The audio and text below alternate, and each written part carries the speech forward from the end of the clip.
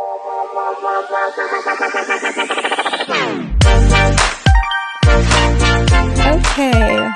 If you're new here, welcome to Elliott's Pages podcast. I'm your host, Elliott Page, and today I'm here with Becky Fegin. She is one of my friends off Instagram. We are meeting in person in a few days, so I'm so excited for that. But we are going to be talking today basically about Becky's journey in social media and how she basically made her whole entire business by herself from the ground and didn't think she would do good, but then did amazing and has continued to go on a whole bunch of different paths, and how this can influence new creators basically to not be scared to take the first step, because that first step is not where you'll end. So Becky, you can take it away and introduce yourself and tell us a little bit about basically just about yourself. Yay, thank you. I'm so excited to be here and so excited to meet in person next week. But anyway, so let's do the background to just show you guys seriously what is possible and how much, like Ellie said, like you can literally start in one space and end up like completely different. I feel like my beginnings of content creation, of wanting to be in this space started like literally the second Instagram became a thing. I was like a child. I think it came out, I don't actually remember when it came out, but I think it was like high school, beginning of high school for me. And I was immediately like, who's on? Why aren't you on Instagram? Like, this is so cool. Like, we all need to be on here, whatever.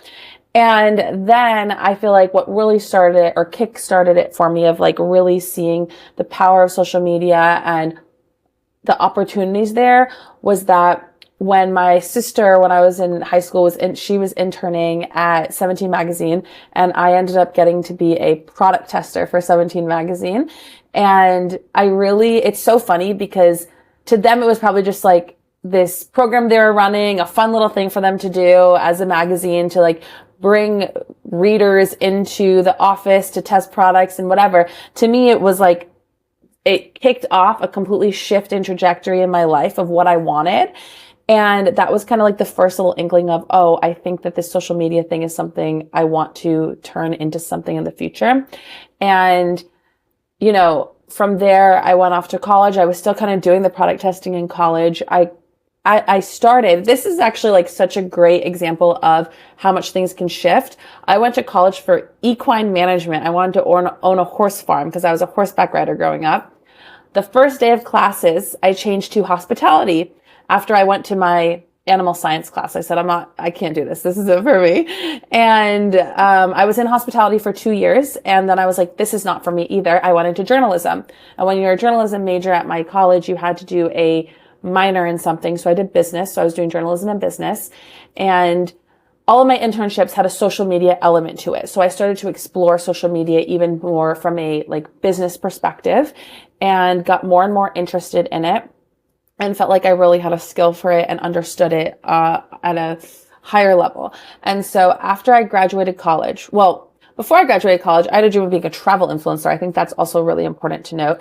And so when I was in college as a journalism major, I actually started a blog where I was blogging and on Instagram posting my pictures of my food. I was blogging about the restaurants I was going to. I would blog about like how to spend a weekend in Kentucky because that's where I lived. And like, I just had all this stuff. I wish I still had it. I don't even think I can access anything from my blog days. But then my dream was to be a travel blogger / influencer. And I chickened out a little bit. I got nervous to do it by myself. And after college, I got a job running social media for a bourbon distillery in Kentucky. I was doing that for about 6 months when I realized like, okay, this position at least wasn't it for me. And basically from there, I ended up getting a remote job doing content strategy, and I loved it. And then after 2 months, they were like, oh, we actually have to let you go. It was a whole thing, no problem. But then I was like, what am I going to do? I've now experienced remote work and I don't want to go to an office. I don't want to be location dependent. I want to run my life how I want to run it. So I really think my whole life I kind of like had an entrepreneurial mindset, but I really think that as much as I was upset at the time that I got let go or let go from that position, it like really spearheaded the trajectory of my 20s, because from there I was like, what am I going to do? It was 2018, I want to say, and remote stuff wasn't a thing really back then the way it is today. And so my delusional self, and this is a lesson in being delusional, and if you want to do something, don't question it, don't back down on it, just do it and see what happens, was I'm going to start a business. So that is what started me down this path. It kind of all built up to it, but that was the last straw for me, I guess. And it started as a social media management business. I wanted to build an agency. I had a couple clients here and there, realized I actually hated doing it and I didn't want to do that. And I discovered in that space, I discovered coaching. And I was like, you know what? I could coach people on how to run their own social media for their own businesses. So I don't actually have to be the one doing it. I don't want to, step into all these other brands, brand voices, whatever. I didn't want to do it at the time. And so I started coaching. For the next 5 years, I did coaching. I was marketing coaching, business coaching, all this different stuff. And I loved it. And I had a lot of success doing it. Over the course of 5 years, I generated over $300,000 in sales completely organically. I never had a single ad in my business. And that was definitely a win, but I started to realize that it wasn't actually fulfilling me anymore. And I kind of dreaded having to get on calls and all this kind of stuff. And, probably the last year and a half of doing my business, I was kind of eyeing content creation, wondering how I could get into it again, really wanting to do that, but because I'm not an influencer, what am I going to do? And then I realized UGC was a thing. And so for the last literally year and a half of my business, I was like half in, half out, wanting to start UGC, but always making excuses as to why now wasn't the right time. No, I have to prioritize my business. I have to do this, I have to do that.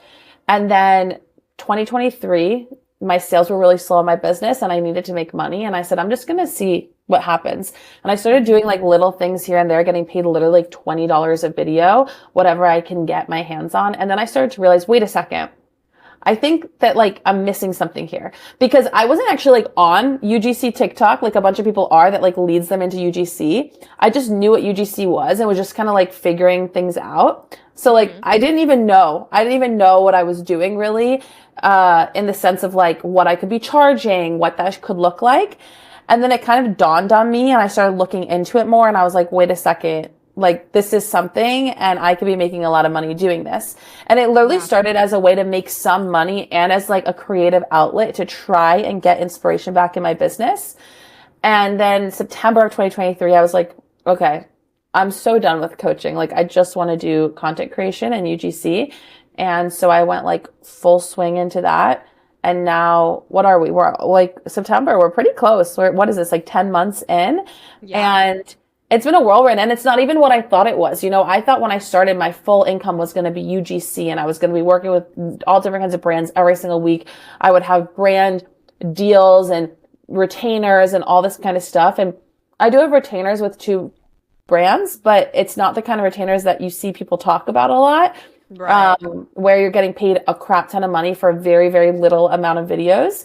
But it's like I have such a range of income coming in between that and TikTok shop is insane. And I work a little bit for a friend's marketing agency. So it's like not anything that I thought it was going to be. I'm talking so much, but basically the point of this whole story is like, I had no idea that this is where I was going to end up. I never probably could have even imagined that this is where I was going to end up.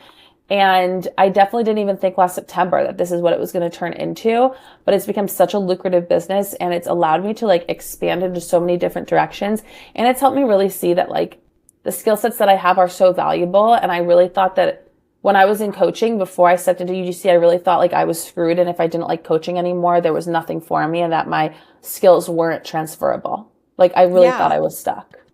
No, yeah, that's so important to say too, like on here, just to show other creators as well. Like you're never stuck. You never have like one route that you have to go in life. And I think it's so important to notice that because so many people even will start a job for like 5 months, like not even tied down to it at all. Not even, don't owe the company anything. And then suddenly they're working there for 10 years and they hate it.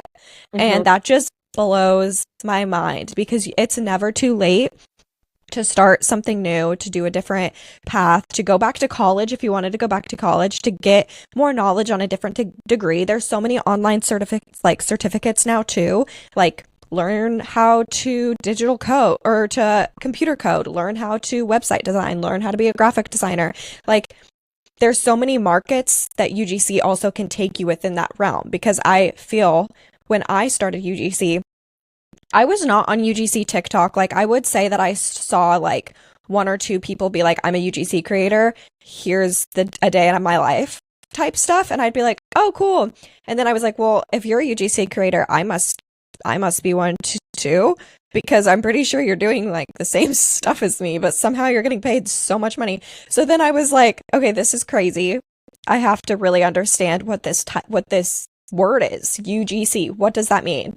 And so I was like, and at the time I was working in direct sales for AT&T. And that was like transformative. That was a transformative position. I ended up being like manager of a sales firm like so quick, and people hate salesmen. And so I was just like always in a bad mood, and I was like, I got to get out of this. Like, what is UGC? What is UGC? And when I got into it, I was like, okay, I can create videos for brands. I can take photos for brands. People were like emailing me sometimes to take like still images for them. And then something crazy happened when I quit my direct sales position. I told somebody randomly at this high dining restaurant that I served at part-time. I was like, yeah, I'm a social media manager full-time. I'm never here, which was like a complete lie. And if these clients are like seeing that, I'm like, sorry, but I lied, because I was like, I know that these people somehow like they owned a business and they were there in like a area that was like for our business people. And I was like, and they needed a social media manager for 3 of their businesses. And so right off the bat, I was able to pretty much quit my job, take these clients for social media management, start UGC. They needed a website built, so I built that. So then I marketed myself as a web designer. And then I did go to school for digital coding, for computer coding. So I was like able to do all this stuff with HTML and JavaScript. And I was like, wait, I just found my job. And that's crazy. And it all started with wanting to know what UGC was. So it's like, of course, like you're not where you think you're going to be, and you're never tied down to a position or a job. And I think it's so important to notice that. I also noted down, you said, 2 months into your content strategy job, they let you go. And I just wanted to kind of ask you a few questions based off of that. I also knew, what's the word? Disclaimer to all my podcast viewers, me and Becky already filmed this episode. So there's like some things that I already know. So it's like losing my train of thought, because I'm like, did we already talk about this? But then I'm like, no, that was last episode. But that's not posted because I failed. But yeah, so how is that like really normal, would you say, being let go from a position in the online space in 2 months? Like, and how drastic can that change your income? Just like stability wise. I think it's hard to say. So back then, whenever I got let go from that role that led me into starting my business, it was, first of all, a completely different like playing field back then. But second of all, the thing is, and I'm not like saying the company, so it doesn't matter for me to say this, but essentially they were a small startup and they didn't get permission from their investors to hire me. And their investors didn't understand why my role was needed. So they didn't approve the money. So they didn't actually have the money to pay me. So like they paid me without permission the first 2 months. And then the investors were like, wait a second, what's going on? So they had no choice but to let me go. They couldn't keep me. I don't think that that's normal. I think that it was really poor business choices on their part that screwed me. So just as, another angle, I see creators all the time talking about, once they get into UGC and content strategy and things like that, they'll get hired on maybe in a contract for a couple months or something, or month to month with a brand, and the brand will ghost them or something shady will happen. And it definitely happens. But on the other side, I got hired literally my second my second and third month of UGC. My second month, I got hired from my first monthly retainer. My third month, I got hired from my second monthly retainer. And both of them, I thought were going to end up being a couple months at max. I'm still working with them to this day. One of them, unless this entire climate of social media and everything changes and their business goes under or something like that, or I choose to walk away, I don't think that retainer will ever end. And the other one is, I never know for sure, but the way that the conversations go, because we're at the point in our contract where it's kind of open-ended, I know that it's going to run me at least through the end of this year. So I start every single month with about $4,000 in income guaranteed. And that's before any UGC deals. That's before my TikTok shop commission. That's before anything else. And some may say, well, that's not that much, because it's not. Like, in the grand scheme of things, $4,000 before taxes is not a crazy amount of money. But I know for a fact every month I'm going to make more than that, because I track my income. I see what happens every month, and there's trends and it's proof. But even still, no matter what, I know that I'm going to have that going into it. And that's because of having those monthly retainers. And in some ways it's because I was lucky to be in the right place at the right time, and have the skill set that I have to be chosen by them, and they be great people and great brands. But yeah, so I think that there's definitely possibility. And I also think, it comes down to as well being open to not always charging what everybody else says you need to be charging. Yes, I agree with that. There's so many deals that I wouldn't have been able to have if I wouldn't have started at a lower rate than I expected to. And yes, of course, I did want that to grow, and I wasn't happy with that rate. But at the end of the day, you can't, I will live by this quote until the day I die. And it's, if you want the best, or if you want the worst advice, ask everyone. And it's just so much of the truth, because people go on to Instagram, TikTok, YouTube Shorts, whatever it is, to find some inspiration, to find motivation, of course, to find how-tos, maybe whether that be in the UGC space, content creator space, or cooking videos, makeup videos, whatever it is. But it's at the end of the day, you know what makeup looks best on your skin. You know what makeup you can look, or that you should buy to make it look best on your skin. You know what skincare you should use. And if you don't, you should learn by yourself, because not what you use isn't what I should use. And it's the same for UGC. What you should charge probably isn't what I should charge. And it's not universal. It's not a universal rate. And especially as a freelancer, it's not he say, she say type of thing. It's what you want to do for your business and how it can be sustainable for you. Especially because not everybody is a full-time UGC creator. Some people have other jobs alongside of that. So if they did want to take a deal for $200 and they wanted to make, an extra $200 that day, and maybe it was something that you would have charged $500 for, well, they have a whole other job too. So it's for sure. I also just, I think that you get to a point where you've done enough work and you're really skilled and you can confidently turn things down. But it's also okay to be in a place where you want to take everything. I've talked to people where they're like, well, I think I'm worth more than that, so there's just no way. And it might even be a dream brand or an insane opportunity, and they just won't take it because they feel like it's disrespectful. But they don't necessarily think through everything. I think that sometimes what brands ask for is disrespectful, and I think they're trying to take advantage 100%, especially when it's a bigger brand. But the reality of the situation, as somebody that has worked with smaller companies, is that they don't always have the money. Some brands literally don't have the money, and they're not being disrespectful. They're just doing what they can to help you and to pay you and to compensate you. But some brands, it's even putting them out to give you free product. So it's hard sometimes as the creator to understand that. And then it's the choice of ours. We have the choice to decide, do we want to support a small business in hopes that it'll grow into a bigger relationship? And even though I'm doing it for low pay or no pay right now, trust that it's going to, come back to me tenfold, whether other brands see my content and that leads them to want to hire me, or it leads to being hired by them in a paid capacity in the future. But it's like the amount of opportunities and doors that are closed simply because people have heard, oh, I need to be charging X amount. And I have to charge for X number of usage rights, and I can't include usage rights in the price, and et cetera, et cetera. It's like, honestly, such a disservice. Agreed. I feel like your job as a creator is to be of service. Like your job is to be as helpful as you can be.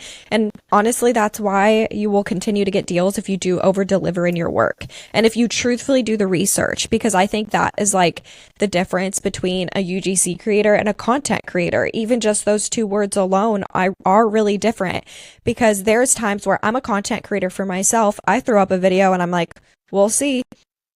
But as for my UGC stuff, you cannot just throw up a video. Like your job is to do the research, is to do the content research, ad research, see what their other ads look like, follow their style, follow their aesthetic, and talk to their audience. And if you don't know how to do that, then okay, you shouldn't be charging what everybody else tells you to charge. You should start at a lower rate, because it is a disservice to the brand to say that you're a professional and then not perform as one. And then two, also, yes, there are startup businesses, there are beginner brands, there are people that don't have the budget, and it's not time, but it's also, it would be fair if most UGC creators would start to have like some sort of empathy towards that, because although, of course, I want to work with Adidas and Sephora and Living Proof, and I loved working with Motion AI, and my ads sucked with them. And I came back to her and I was like, can I redo these? And she was like, no. And I was like, okay.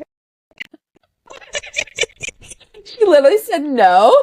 She was like, that's actually such a funny story. I worked so hard on these ads.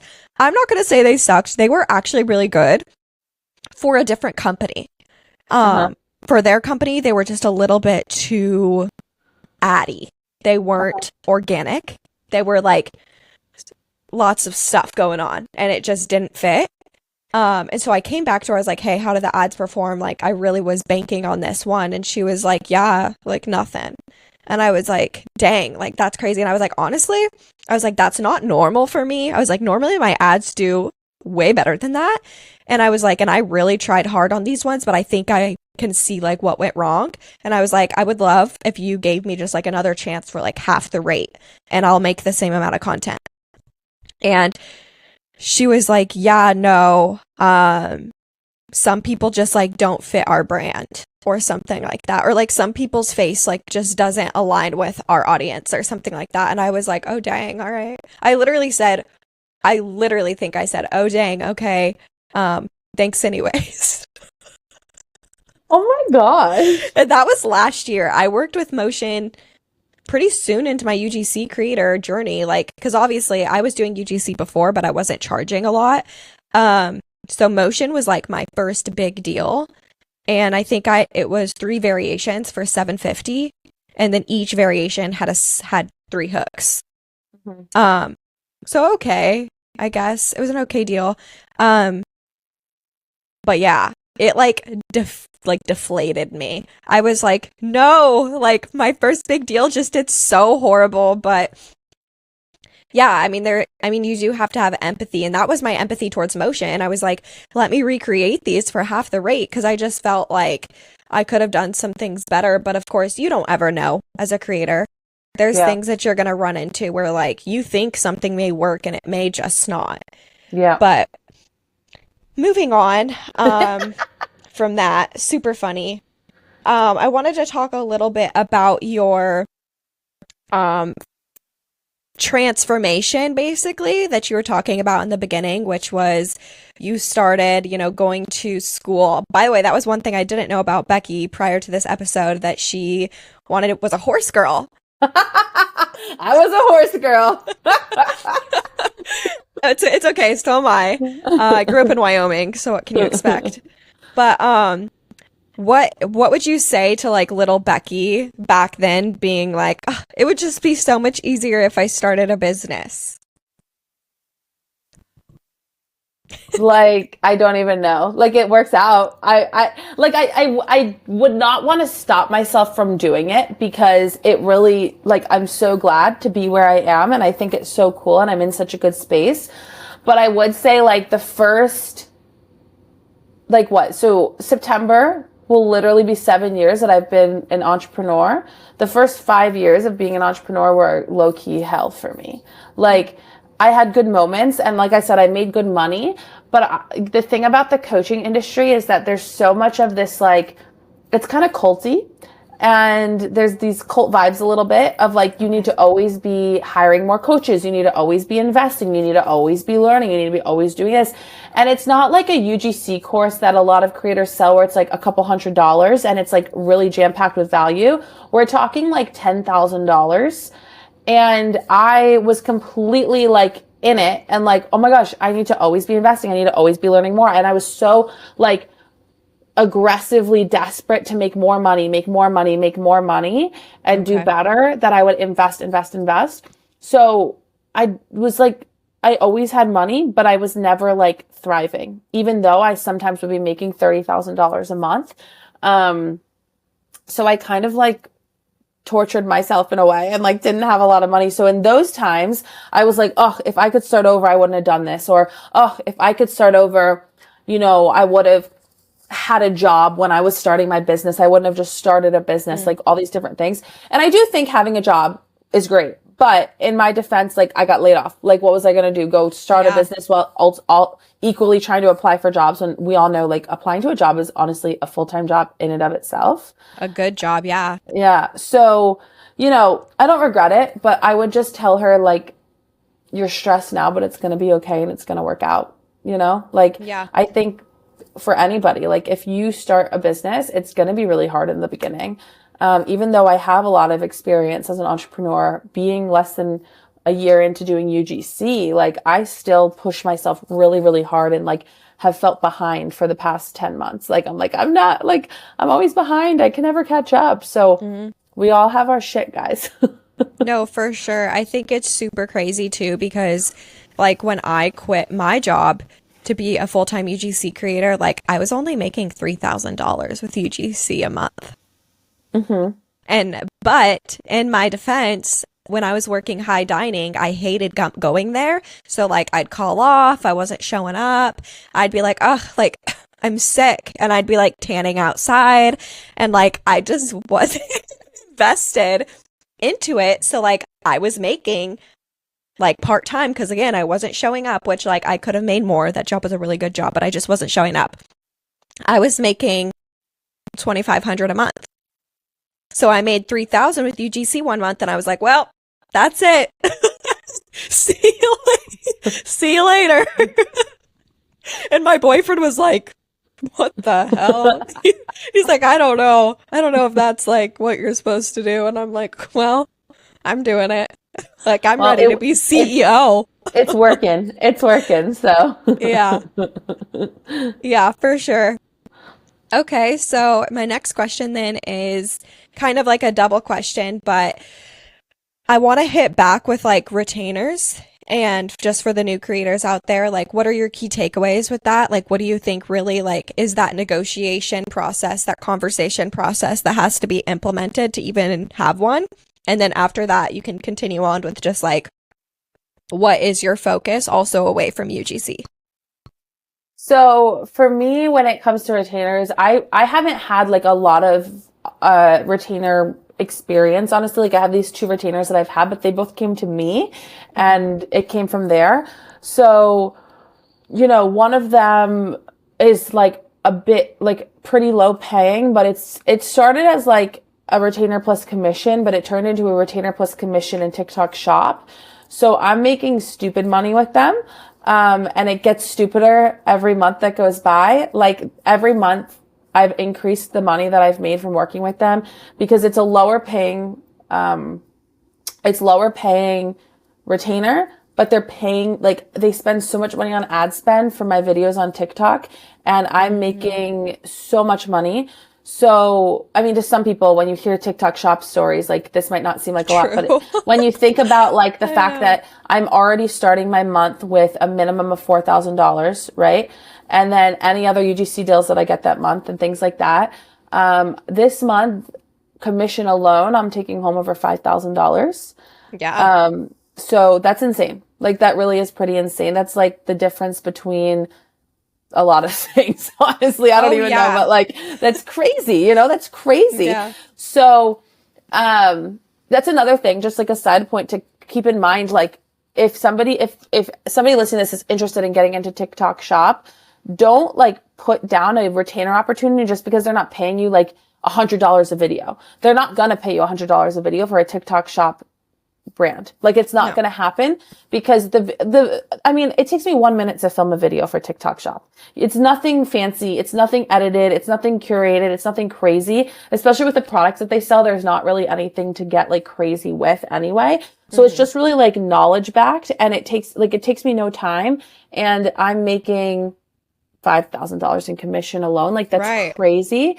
And so it's like, if a brand is willing to, for example, build you a TikTok shop account, meaning get you the followers you could be on TikTok shop, if they're willing to put a bunch of ad spend behind your videos, if they're knowledgeable in what they're doing with their ads, because some brands don't know what the hell they're doing when it comes to ads, then you're getting yourself set up for like insane success if you know what you're doing as a creator and are good enough to have converting videos on TikTok shop. Like it's actually 100%.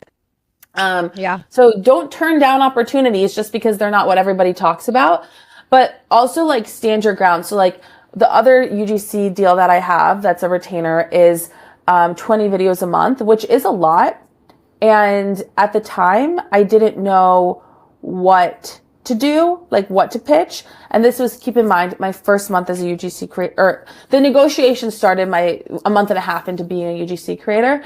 And I was like, $2,000. I won't do less than $2,000. And we went back and forth a little bit and talked, and I explained and whatever. And we landed on $1,800. So I lost a little bit, but it's technically like if I was doing $100 per video, which is pretty normal when you're doing it at like a mass amount of videos, it's typical to like go lower, and they don't take me that much time. But so what? Technically they're getting like 2 free videos if you want to break it down that way. So it's still like pretty good. And I think it's just like identifying what your base is that you feel like you're not willing to go below. And then you always negotiate a little higher than that is what I've determined. And when you negotiate, approach it in a way where you're like open to negotiation. You're open to them coming back with something alternative, because otherwise you're going to completely lose out if you're like really harsh with it. But yeah, I just find, being really open to being respectful with your negotiations and opening up the floor for conversation. And also something that's really helpful is like explaining why you believe you deserve the rate that you deserve. Especially if a brand comes to you first saying, we're going to pay you this much. And you're like, back up a second. Like, I want more than that. Yeah. Explain it. Like the brand that I work with, that's essentially like a TikTok collaboration. It's an $1,000 a month base retainer. It's grown since then, but that's what it started as. And they wanted to pay me $500 a month. And I was like, let me explain why you need to pay me more. And I was like, actually, I'm giving you a crazy deal because normally I wouldn't accept less than $2,000. But I'd love to work with you because, guys, I was desperate for the money at the time. And I was like, I would love to work with you. Let's do $1,000. And they were like, done. We agree. Yeah. You're right. You're worth it. So explain yourself. And like, if it's a good brand and they value creators, they're going to like see it. For sure. Yeah, I think that's super important too. Like I've ran into situations before as well, similar to that, where it's like TikTok, well, recently, like I said, or I guess not like I said, because that was last episode, but I used to be a TikTok shop hater. And I recently started hopping on that train recently because I've had a lot of issues with retainers in the UGC space away from TikTok shop. And I see people get like Becky mentioned, these lower paying retainers with this high commission, which gives you the ability to make, X amount of money really quickly.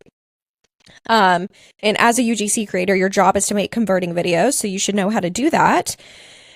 And I've been getting, these retainer deals in my inbox, for TikTok Shop, and my first one, they again were like, yeah, 500 a month. And I was like, whoa.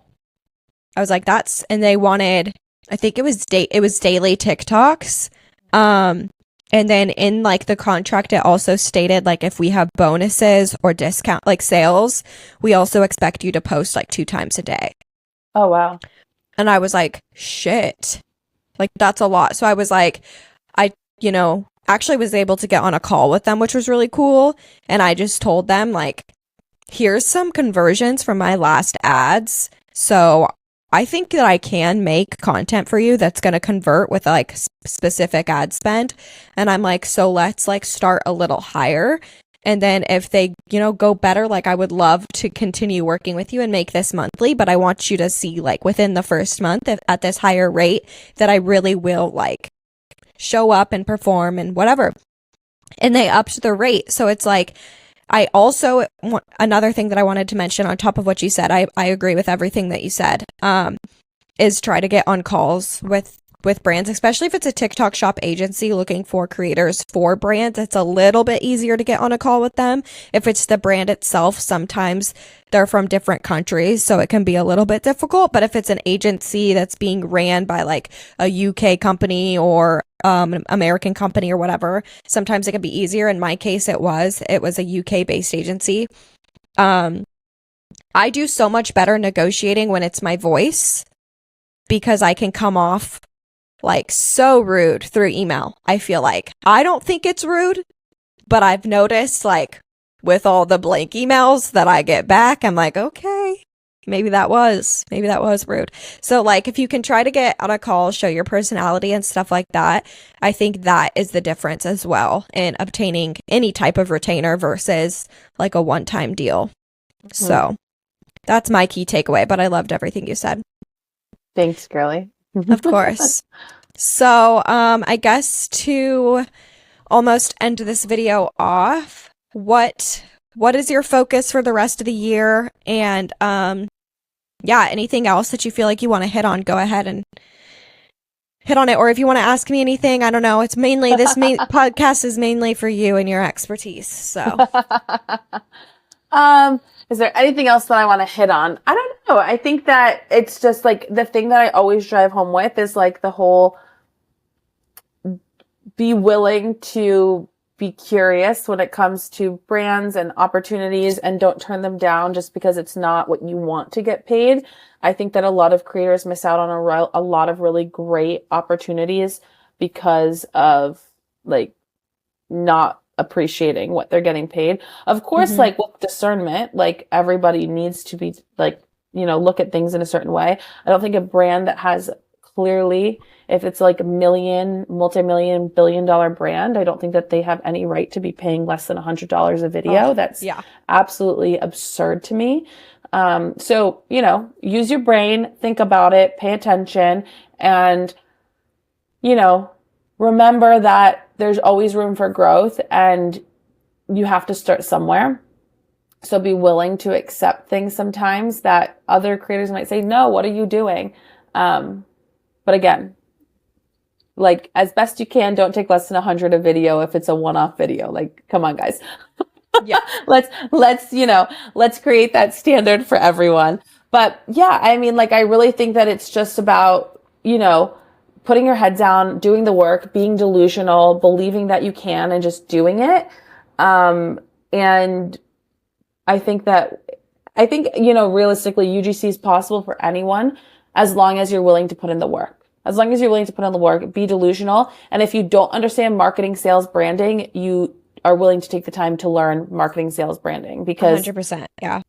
That's like so crucial. Yeah. But in terms of what I'm doing for the rest of the year, honestly, I feel like I've been in such a space of wanting to go, and always wanting to do more, always wanting to do better. And quite frankly, like comparison a lot, comparing myself to other creators that started around the same time as me, being like, oh my God, they worked with that brand. Why am I not good enough to work with that brand? Oh my God, they're doing this. Why am I not good enough to do this? But I'm doing so many different things and I have my eggs in so many different baskets that it's like, it's almost overwhelming at times. I don't even have any capacity to pitch. Like, I don't know, like, where my days go. I'm like, how are people pitching? Like, I don't know. So I barely have capacity to pitch or even to post on my own accounts to like get inbounds really. So it's like, obviously, Becky, you're not doing what these other people are doing. You've got your own shit you're doing. So all that to say, like, my plan, at least for the rest of summer, after next week, is to really slow down, to not be obsessive over UGC deals. If deals come to me and they're good deals, I'll take them. But I'm literally like, I told myself this 2 months ago and I didn't commit to it. So I'm committing now.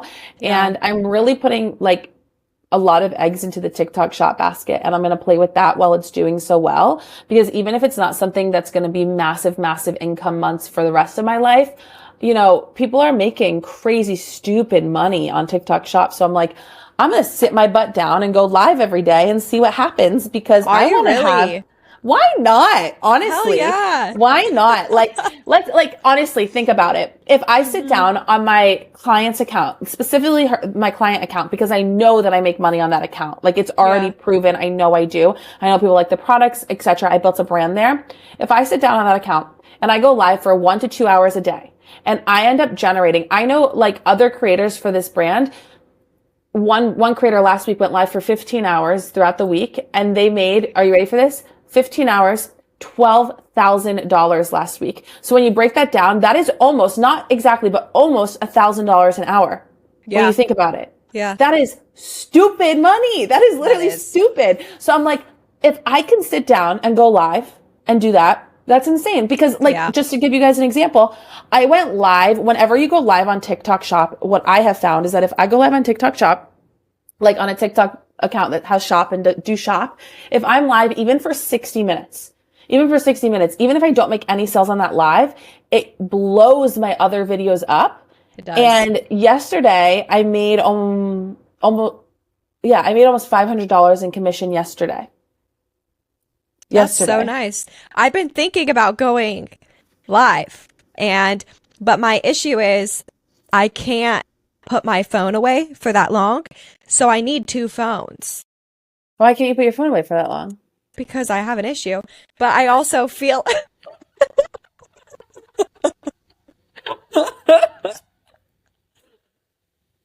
just being real. At least you're honest with yourself. Yes. It's like, well, because I'm also like, so let me like make this make sense. I'm in my era of growing my Instagram. I want to grow my Instagram. I don't want to go as far, and I think I've told you this before, to say that I want to be an influencer, because I really have no like desire to be like, I am an influencer. I hate that word. I think it's so like, what do you mean? But I do want to have a bigger community where I like, because there's some other things I want to get into. I want to open up my own brand. I want my own clothing brand. And to do so, I want to have a following that will follow me everywhere, you know?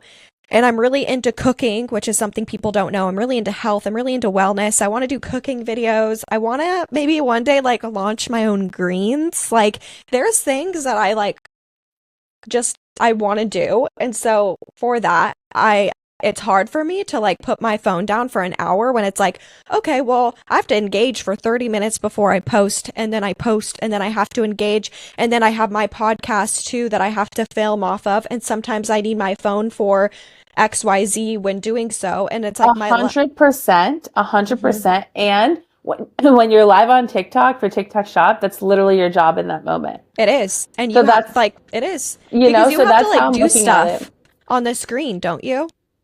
Well, I just did on live. Like, a lot of people do it where they have the product like in the front or whatever. I sit on live me. I'm like, I don't have time for that. I sit on there live with me, and I'm like holding my products and I'm talking about them.